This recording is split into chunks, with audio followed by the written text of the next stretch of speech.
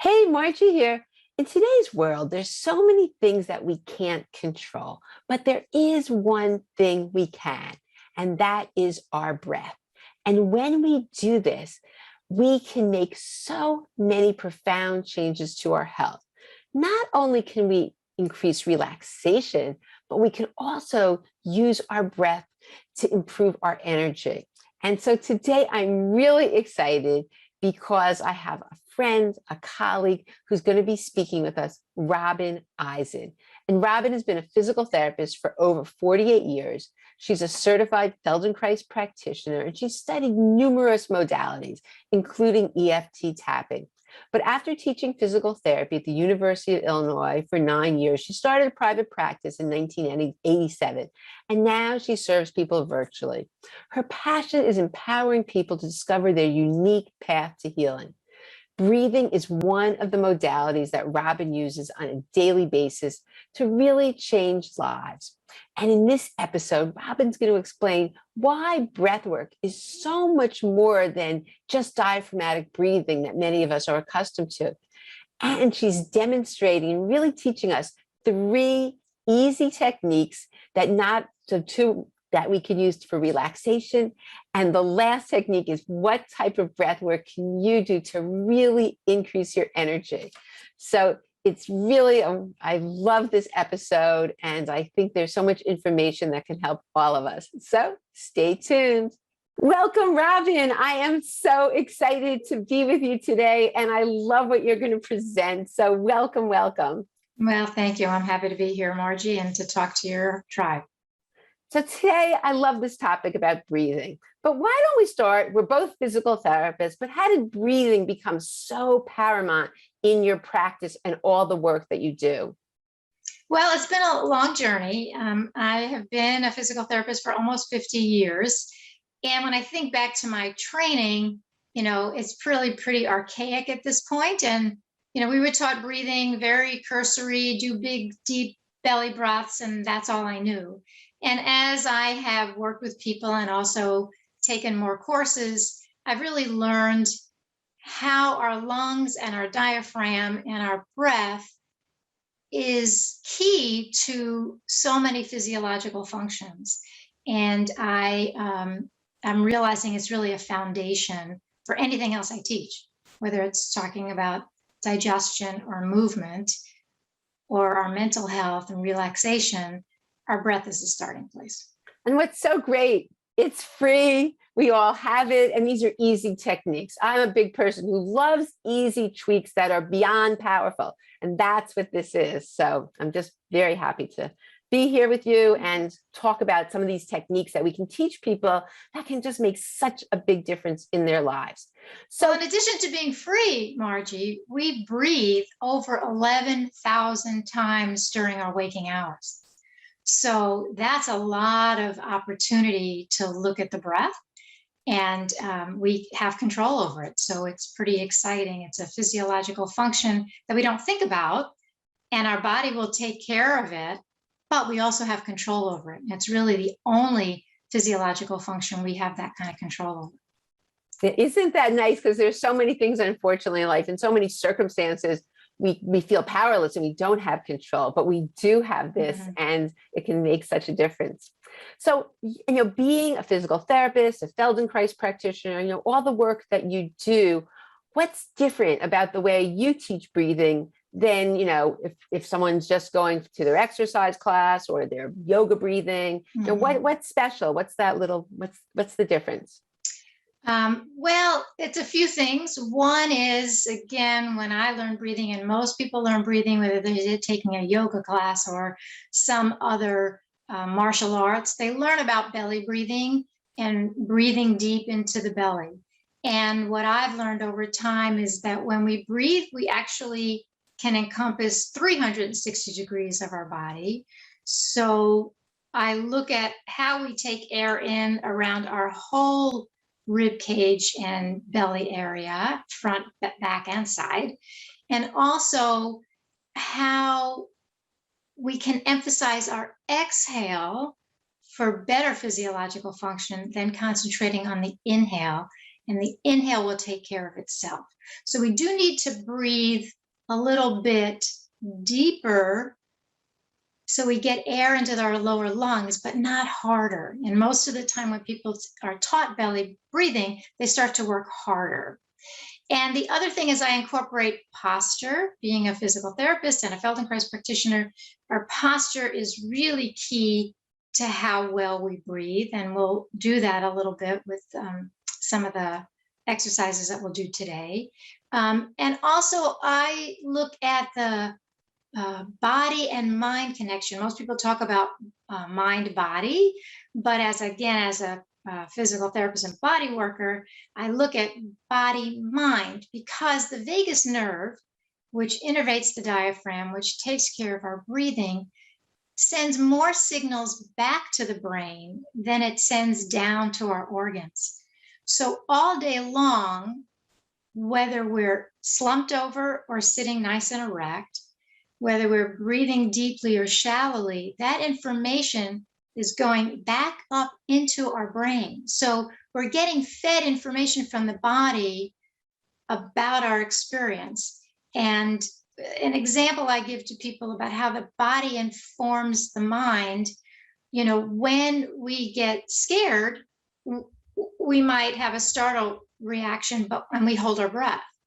And when we're in awe out in nature, we have a much more relaxed breathing pattern. And that is like a feedback loop to our system. Oh, love that. Well, you know what? Instead of talking about it, what's so fun about today, everybody, is that Robin's going to demonstrate 3 amazing techniques. So why don't you just give an example of how the breathing, just one of the relaxation breaths that you teach. So we'll just go right into it. And of course, if you're driving, please don't go back and listen to the podcast or the video, watch the video. So the first thing is to ground ourselves so that we can be more erect to take in a good breath.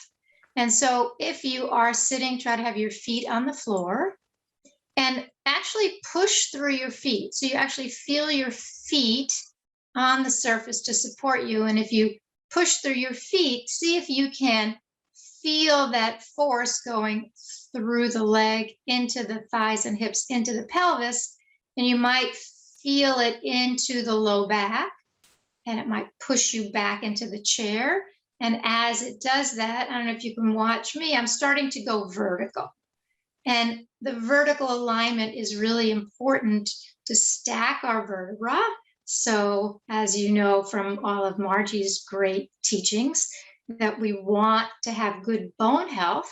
And in order to have good bone health, we need good alignment in order for the ground forces to go up through the bones to be able to stimulate bone growth. The other thing is as we stack and get more vertical, we want our head stacked over our neck and shoulders.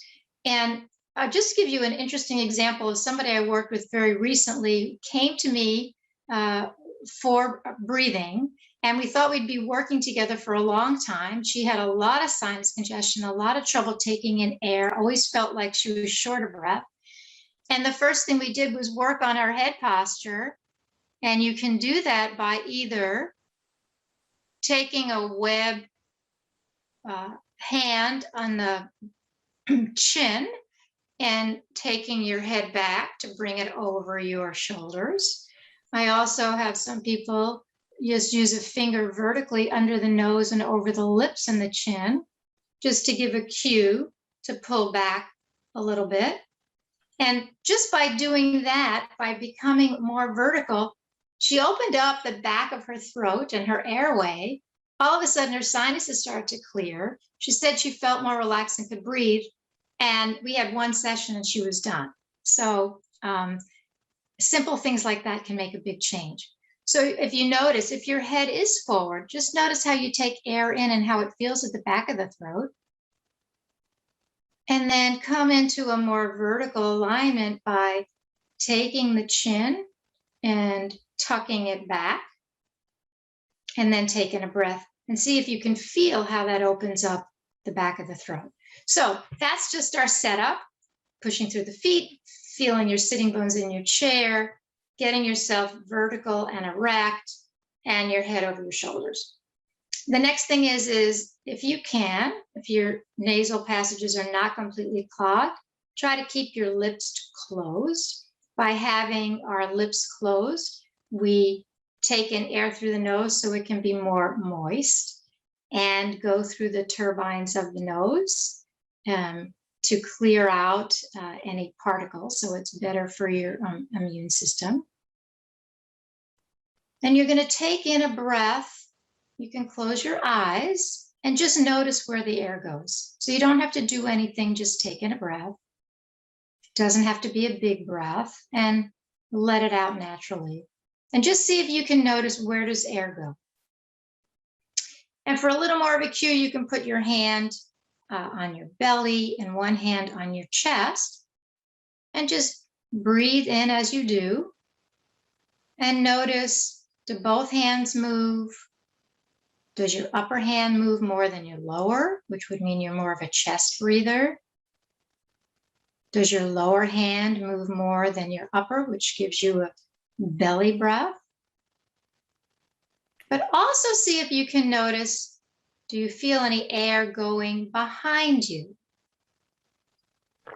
And if you're in a chair, if you can lean back a little bit into your chair, can you feel your back lean more into the chair when you take in a breath? And that means you're letting air into the back of your lungs. And then you can take the back of your hands and put it on your lower ribs. And take in a breath and see if you can feel any air push your hands away. So that you're filling your lungs sideways. And we should all be doing all of those directions at the same time, but some maybe more than others, where you're putting your concentration, what your posture is like, what your habits are like. So that's just getting you tuned into what you already do. Now let's see if we can change that a little bit by taking in a breath and letting the air out a little bit more slowly than you're used to. And also breathe out through your nose. So you're breathing in through the nose and out through the nose. Just extending your exhale a little bit. So if you breathe in, let's say to a count of 3 or 4, try to exhale for a count of 5 or 6.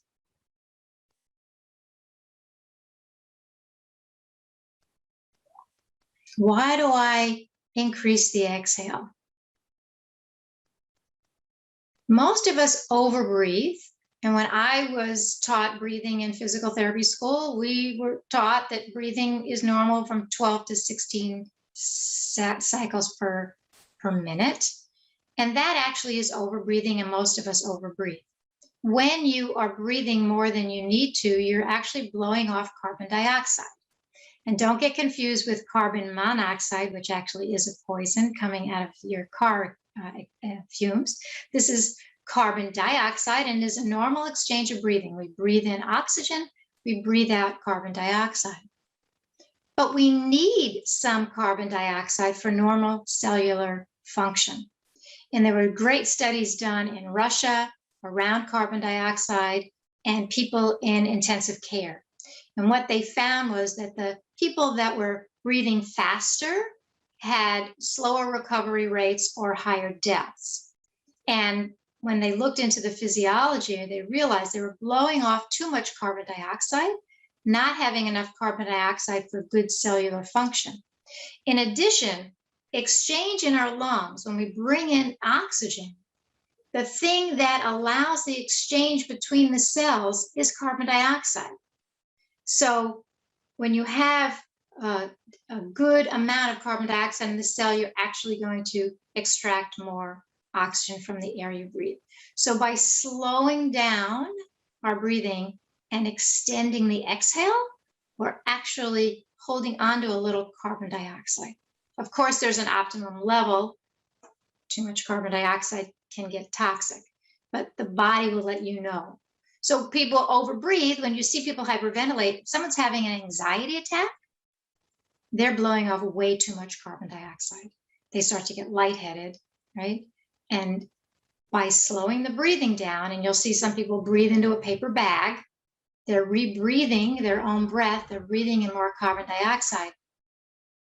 They start to calm down almost immediately. Now you need to be careful to know whether someone's actually having an anxiety attack versus someone who has asthma, where breathing into a paper bag is not helpful. They have constriction of their bronchioles, they're not getting in enough oxygen, and rebreathing carbon dioxide is not helpful. So anyway, I hope I didn't go off a beaten path there. So we're now taking in a breath, extending our exhale to hold on to our carbon dioxide.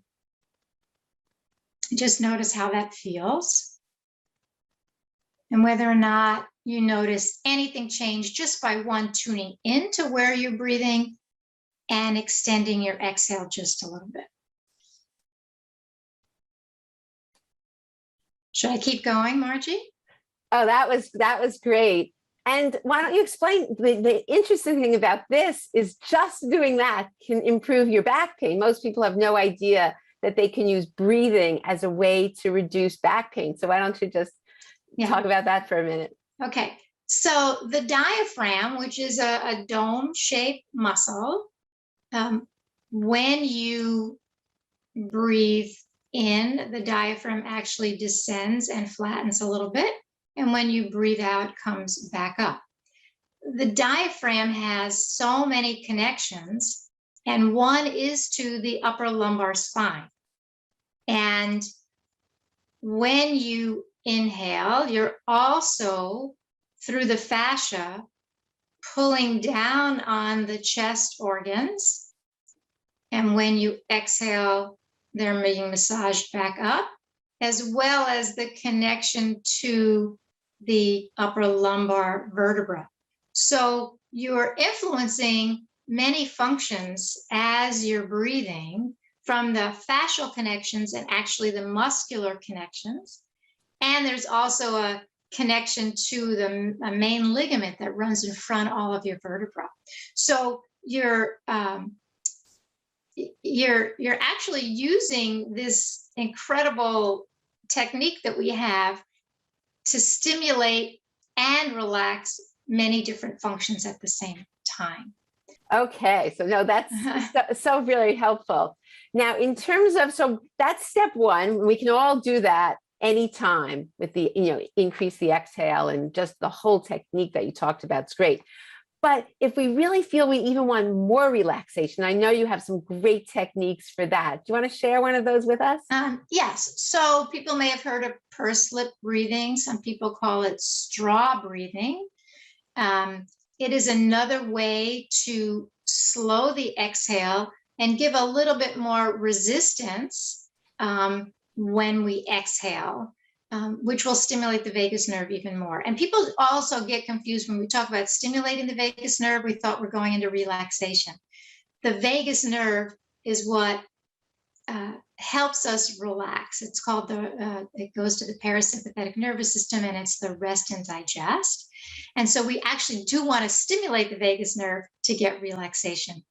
It seems like a little bit of an oxymoron for some people. So now what you're going to do is just tune into your breath again. Make sure you get your alignment so you push through your feet, feel your sitting bones in the chair, get yourself stacked. If you need that little bit of cue to pull your head over your shoulders so you have your airway open, and the body now is giving a signal to the brain, oh, I'm aligned, I can be more relaxed. I'm going to take in a breath in through the nose, let it out through the nose. And now we're actually going to exhale through the mouth, and you're going to purse your lips as if you're breathing through a straw, which is why people call it straw breathing. Breathe in and out. And you may hear a little bit of a whoosh.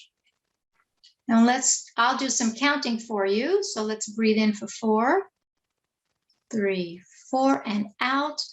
2, 3, 4, 5, 6. If you can't do it the full 6, if you start to get a little anxious or feel like you can't extend the exhale anymore, then don't. Do it to your own count.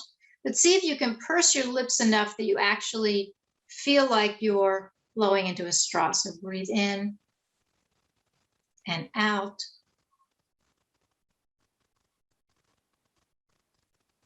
And in, 2, 3, 4, and out. 2, 3, 4, 5, 6. And in, 2, 3, 4, and out. 2, 3, 4, 5, 6. And we're doing it for a very short amount of time. You can extend this for a minute or 2. What I recommend, this is one of the hacks that I tell people, is if you want to work on breathing or improve your breathing, you set a little timer on your phone. And if you do it several times a day, you only need to do 3 breaths. If every 15 minutes or every 30 minutes or even just every hour, you set a timer and you do 3 conscious, slow breaths, you'll start to notice how different you feel. And then you may increase that habit even more times. It's a great thing to do right before a meeting. I actually did it right before we got on this call, because, you know, those little bit of jitters you have before you have to present. And it can calm you down. So such a great technique, Robin. Love that. I have one more. Okay. So another way to stimulate the vagus nerve is to do an ujjayi breath, or some people say ujjayi. It's Ujjaii. Some people call it the ocean breath because you're going to make a sound that sounds like an ocean wave. And some people now call it the Darth Vader breath out of Star Wars, because you could hear that breathing in and out, and that's what you want. But it's still a slow breath, a nice, gentle inhale. You extend the exhale, but now you're going to constrict the back of the throat, so the vocal cords have a very strong connection to the vagus nerve. Again, we want to stimulate the vagus nerve. And you're going to make a sound, and I'm not sure you can hear me, but we're going to breathe in 4 and out through the mouth with a constricted throat. In through the nose, constrict at the inhale as well. Out through the mouth, constricted. In through the nose. Out through the mouth. Now, when you get good at it, you want to do the inhale and the exhale through the nose, and you can still make a sound. So it'll be in, out through the nose, in, out through the nose, in, out through the nose. That's the ocean breath, or Darth Vader breath. See what you notice, because already I had some digestive sounds. So again, the vagus nerve, rest and digest, it's going to help your digestion by stimulating the vagus nerve, by getting the bowels moving. This is a great one for constipation. Yeah, you know, Robin, this would be a great one to do right before eating. I love having people do different types of breathing, but this is any of these are, well, not any of these, but these two are really great ones to do before eating. So we're in that rest and digest mode versus shoving our food in, which so often so many people unfortunately do. Yes. Well, I get there sometimes too, you know, got to slow down, right? Yeah. It's funny. I used to think of back, Robin and I, for everyone who didn't listen to the pod, we did a podcast before. We've known each other, oh my gosh, what is it, 35 years ago, that we even more than that, we worked together. And so those were the days where we'd see patients, shove the food in, and then get to the next patient. So we breathe a lot more now, I guess. And now, does it matter? What about, people who are listening, you're doing a lot of these through the nose. What about the person who's the mouth breather? And they're saying, I just can't do these. What would you recommend to that Yes. person? Yeah. So the problem with mouth breathing is, we talked a little bit about it, is number one, your air is not being moistened and your mouth gets dry. You're not going through the nasal hairs and also the turbines of the nose to filter your air. And another thing that a lot of people don't know about is our paranasal sinuses actually produce nitric oxide. And nitric oxide is a vasodilator. So it will relax our blood vessels. It also relaxes the bronchioles and the airways. So if you're having trouble breathing, you're not getting and you're breathing through the mouth, you're not getting that nitric oxide to help you actually breathe a little more comfortably and deeper. So Buteyko, I think I mentioned it before, maybe not, but where they did the Russian study, they came out with this, Dr. Buteyko came out with this technique all about teaching people who are mouth breathers and especially asthmatics, how to start to learn to breathe through the nose. And so one of the things you can do is get good alignment and open up the back of the throat. And then use your finger just as a reminder to start to try to have your lips closed. Now, if you're somebody who has a deviated septum, chronic nasal congestion, you need to work with somebody to help clear that congestion first. Because obviously, if your mouth is closed and you cannot take air in through the nose, it's going to be uncomfortable. You're not going to breathe and you're not going to last long. But if you can get and the Buteyko does have a technique on how to clear your nasal passages. But when you can get at least one nostril clear, you want to start to just close the lips, even if it's for one breath, because mouth breathing is a real habit. And a lot of kids learn it. We know about thumb suckers, right? They have their thumb on the roof of the mouth. The mouth has to be open to have the thumb in there, and they become mouth breathers, and it becomes a habit. So it does take a little bit of time and effort to make that change. And the one thing I would suggest is, one, get your posture erect, get the airway open, and then start to remind yourself. And again, you may have to put a timer on to keep the lips closed. Buteyko does actually use tape across the lips to get people to keep the lips closed, especially at night. If that's very anxiety provoking, you can cut a piece of tape and just put it down the middle. Then we increase it by putting one on either side, and then we keep making the piece bigger until you can tape your whole mouth and not have anxiety. But I would suggest you work with a practitioner if that's your issue. And related to masks, I think we're going back into maybe mask mandates for a while. COVID is here. Some people feel they can't breathe when they have a mask on. They tend to start to mouth breathe. Again, it's training, and breathing slower will help calm you down, will teach your body that, yes, you actually can breathe through your nose, even with a mask on. Oh, that's so helpful. That was helpful. Yes.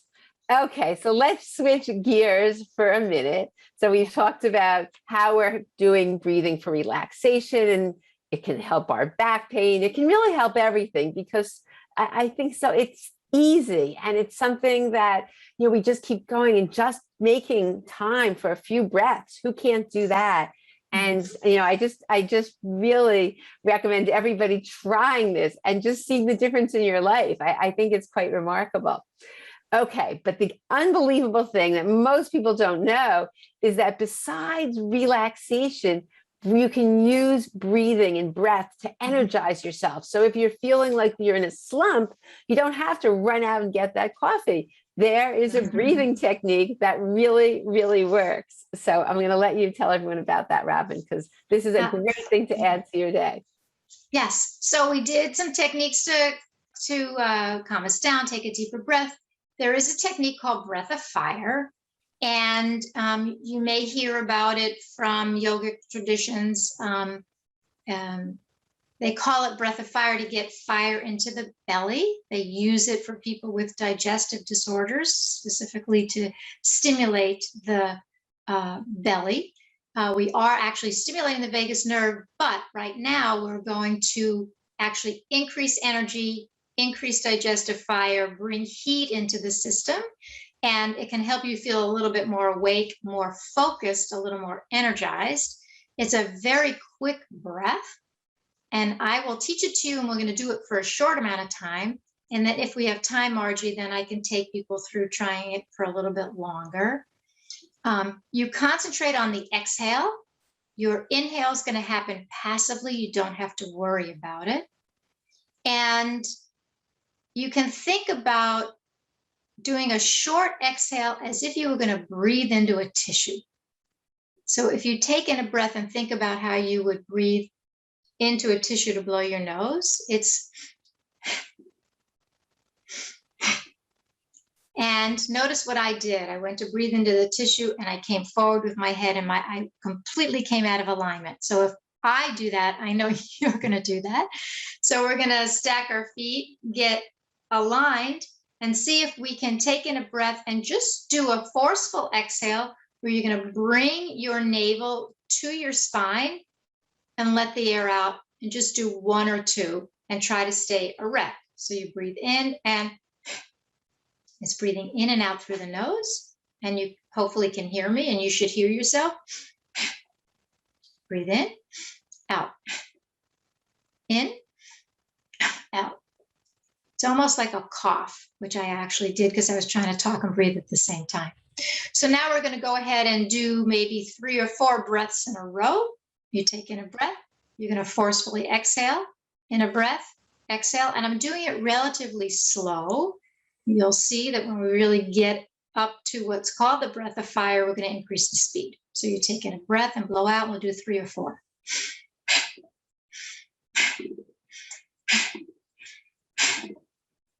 Okay, getting the hang of that.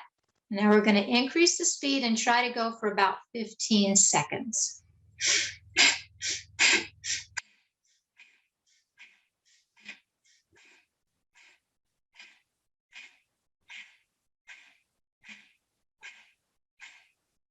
And take in a breath. And you may notice as soon as you stop that you're going to take in a deeper inhale. Now, I was doing that still at a relatively slow rate. That was about 1 per second. In the breath of fire, you will at least double that speed, but I'm going to keep it at that slow rate. Let's see if we can go for maybe 20, 25 seconds. If you feel tired, just stop when you need to. But people will try to do breath of fire to increase to 30 seconds, then 45 seconds, then a minute. Try to do it for a minimum of a minute. People that practice Kundalini yoga, they're doing breath of fire for a long time. But that shouldn't be your goal right now. So let's just see if we can do 20, 25 seconds.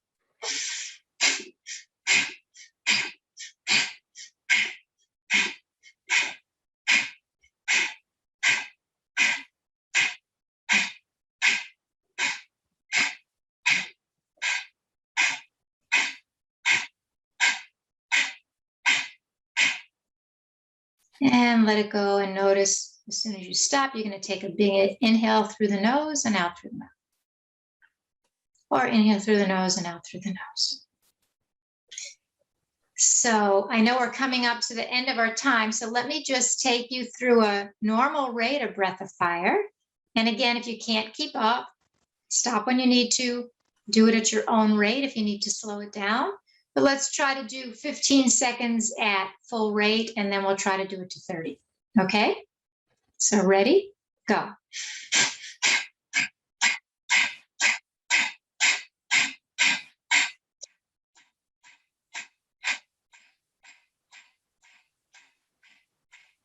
And take in a breath. Now I don't have a clock in front of me. It was maybe 15 seconds. I counted about 23 breaths. Maybe it was just a little bit shorter. But you may notice that your diaphragm is starting to fatigue, or your abdominal muscles are starting to fatigue. So this is a great exercise for you to energize the belly, bring more fire into the belly, bring a little bit of heat. And when you're losing focus, middle of the day, you're having that slump, you just finished eating, you're feeling a little sleepy, and you have work to do, do a little bit of breath of fire and see if you can bring your focus back. So Margie, it's up to you whether you want to try to have me take people through another 30 seconds of breath of fire, or should we wrap up? No, we have a little more time. This is great. Yeah. This is great. And yeah, I'm going to peek at my notes just to make sure that I'm covering what I want you guys to know. The other thing, while you're doing that, why don't you just tell everybody, because Robin's giving everyone a really, really terrific gift. So don't worry if you didn't hear all the directions, or because tell everybody what you're offering, which is so so I did a 5-day breathing challenge, and I have every day recorded, and I will give to you those 5 recordings, which will cover the 3 techniques we did today and 2 more. You'll also get alternate nostril breathing and something called box breathing. So you can find that, and I know that Margie, you'll put it in. Yes, I'll put it in the show notes as well. But it's yourhealingjourney.net /the breath. And I have to check and make sure all those links are working. But they'll be working when you get the podcast in terms of the show notes. But that's fantastic, Robin. So everybody will have this resource that they can go back to, because what was that breath? Because you may not remember, how did I do that breath to wake up? I'm sort of tired. What did I do? Or I'm really feeling tense. Which one can I use? And that's great. And the alternate nostril breathing is fantastic as well. I'm so glad you included that, because that's something, once you learn it, that you can put to use and just really be effective in helping with relaxation. So these are all great. And I use breathing a lot, and it's life-changing. It really is. I don't think it's the first go-to. And if you do them throughout the day, then you're resilient. Then when something happens, you're not gonna tumble over, because you're just calmer. You're in a different place. Yeah. And I think what I'm not sure came through at the beginning is that I used to be that kind of person, being like, I know breathing. Like, people started to talk about breathing and I would tune out. It's like, abdominal breathing. I know belly breath. I know abdominal breathing. And it is, I hope that you've learned from me, it is so much more. And the other thing that's important to me as a physical therapist and a body worker and working with people is I want people to understand their why. Don't do it because your doctor said, or Margie said, or I said, but understand. And that's why I give some of the science. If you understand the why, you'll be more likely to incorporate it as a habit. And so it's not just belly breathing, right? It's your whole physiological function can change, as well as your mindset, by doing some of these practices. And each practice is going to resonate with you a different way. And each practice is what I call bio-individual for what people need. And so just keep exploring to find what resonates with you, but also what works for you and your own physiology. And I couldn't agree more. Try it. Don't take our word for it at all. Try it, see what works for your body, just like you said, Robin, because it's amazing to me. And patients always come back, and people I work with, clients, are always like, oh my gosh, I can't believe how the breathing has really changed my life so much. And we're going to say no more. Just test it out, and just maybe add some of these, even if you're doing some current breathing practices, and you'll have to let us know. So yes, why don't you do the last thing that you wanted to do? I'll do that. And I also want to tell people, if they haven't heard of the book, James Nestor wrote a book called Breath. He was interviewed on NPR. And if you want, have it right here. If you want more of the science, but it's also a very readable book with, a lot of little anecdotes about how he studied this and came upon his own journey around breath. You can find, he doesn't do a lot of interviews, but there is a YouTube video called Why Changing the Way You Breathe Will Transform Your Body and Mind. And if you get a chance to watch that, I would do that, because he's a hard guy to get. Okay, so let's just end with a little bit more energizing breath of fire. Remember, you're forcefully exhaling. Inhale is passive. You don't have to think about it. Let's try to go, I don't know, when my belly gets tired, we'll stop. Maybe we'll try to go 45 seconds. So you're going to take in a breath. You're going to exhale quickly. And here we go.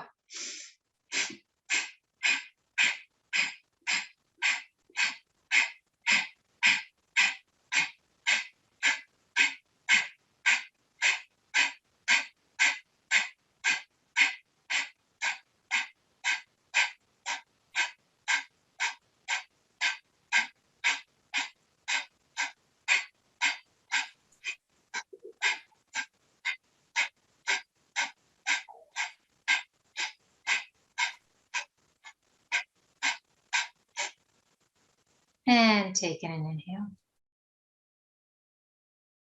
And I don't know if you could feel it when I stopped. There was a little bit of a pause. And then I took in a big inhalation.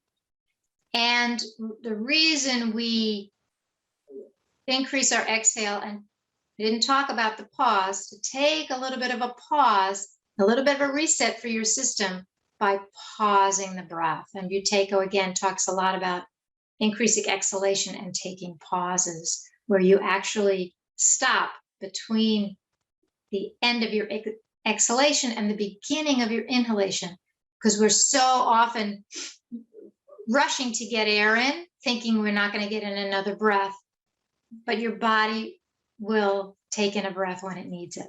So slow, it's all about slowing down. Even with breath of fire, which is an energizing breath, we can use it at the end as a way to keep the system calm. Wow. Well, I'm like really energized now. I'm glad. I hope no one was listening to this right before they went to sleep. You'll have to do some of the other techniques then. Yeah. And I actually feel it in my belly. I feel a little bit of warmth in my gut. And you are exercising those abdominals. So I hope this was helpful. I'm so happy to share. I love to teach. And Margie, thank you so much for this opportunity. Your passion is infectious, and you not only have a passion to get the word out, but you actually do it. So I thank you for that. Oh, well, Robin, thank you so much. And Robin did do another podcast. I'm going to put the link on Feldenkrais, because she's a Feldenkrais practitioner, and she really took us through an amazing exercise to how to sit with more ease. And I'll just put the link, so if anyone hasn't listened to that podcast, that was really fantastic. And so many people afterwards love the techniques, and it's helped them so much. So that's great, because it actually, those two things intertwine, because we talked about the stacking and the pushing, and that lesson and this breathing goes really well together. Right. So get ready to, if you haven't listened to that, to really do an easy, it's very simple, an easy Feldenkrais exercise to really improve your sitting posture, but it also relaxes you, and it will definitely help any back pain or wherever you're having issues. But anyway, it's always been a pleasure. Thank you so much for joining us. Thank you for offering this amazing gift. A lot of people have taken your challenge. I got such good feedback from people in my, who had taken that challenge and how it's really helped them. So, definitely listen in, because there's such great stuff. But thank you. And you're welcome. Bye, everybody. We always stay in touch. So thanks again. Yeah. Ciao. I hope you enjoyed my interview with Robin. I am so energized from the last breathing technique, but I hope you've learned some new ways that you can use breath to not only help with relaxation, but also increase your energy. The link to her breathing challenge with all these techniques in it will be in the show notes. So bye for now, and I look forward to seeing you on the next episode.